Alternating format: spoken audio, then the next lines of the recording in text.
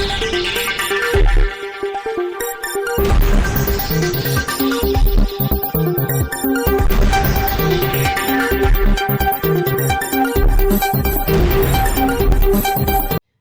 દર્શક મિત્રો, આપ જોઈ રહ્યા છો શિનોર સમાચાર પર કરીએ નજર। ગાંધીધામ મહાનગરપાલિકા દ્વારા પોલીસના ચુસ્ત બંદોબસ્ત સાથે આદિપુર ગાંધીધામ 4 રસ્તા ઉપર ડિમોલિશનની કામગીરી હાથ ધરવામાં આવી।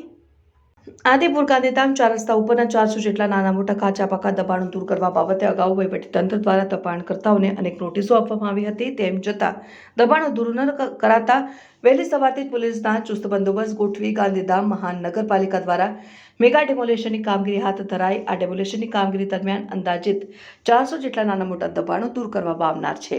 ત્યારે ડિમોલિશનની કામગીરી દરમિયાન કોઈ અનિચ્છનીય બનાવ ન બને તેની તકેદારીના ભાગરૂપે ડીવાયએસપી પીઆઈ સહિત પોલીસ સ્ટાફ હાજર રહ્યો હતો। રિપોર્ટર ભરત ઠાકોર, શિનોર સમાચાર news, Gandhidham, Kutch. Ramanuj Sanjay Kumar Tulsidas, deputy municipal commissioner, Gandhidham महानगरपालिका।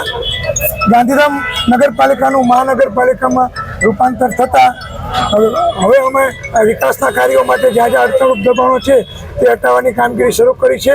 છેલ્લા 10 દિવસથી બધાને માર્કિંગ કરી, માપણી કરી, પટ્ટા આપવામાં આવ્યા હતા અને તેઓને નોટિસ આપવામાં આવી હતી। તેની મુદત પૂરી થતાં આજરોજ સૌપ્રથમ આદિપુર ખાતેના ઘોડા ચોકડીથી ઓમ મંદિર સુધીના દબાણો દૂર કરવાની કાર્યવાહી હાથ ધરવામાં આવી છે। જો કે એક આનંદની વાત એ છે કે મોટાભાગના લોકોએ સ્વૈચ્છિક પોતાના દબાણો ખોલી નાખ્યા છે અને ખૂબ સારો સહકાર પબ્લિક તરફથી મળી રહ્યો છે અને આ જ પ્રમાણે લોકો પણ સહકાર આપે તેવી અપેક્ષા રાખીએ છીએ। આજે અમે ઘોડા ચોકડી લઈ અને ઓમ મંદિર સુધીમાં આખો વિસ્તાર આગળ કવર કરી લઈશું અને આવતીકાલ કે પછી નક્કી થાય કે ન આવે તો પછી સંદલપુરી 4 રસ્તે જ્યાં જ્યાં નોટિસો આપી છે એ તમામ વિસ્તારને 3 દિવસમાં કવર કરી લઈશું। અત્યારે અમે હમણાં જ 11 વાગે શરૂ કરી છે, લગભગ 8 જેટલા દબાણ હટી ગયા છે અને લગભગ 35 થી 40 દબાણ હટાવવાની શક્યતા છે આજના દિવસમાં।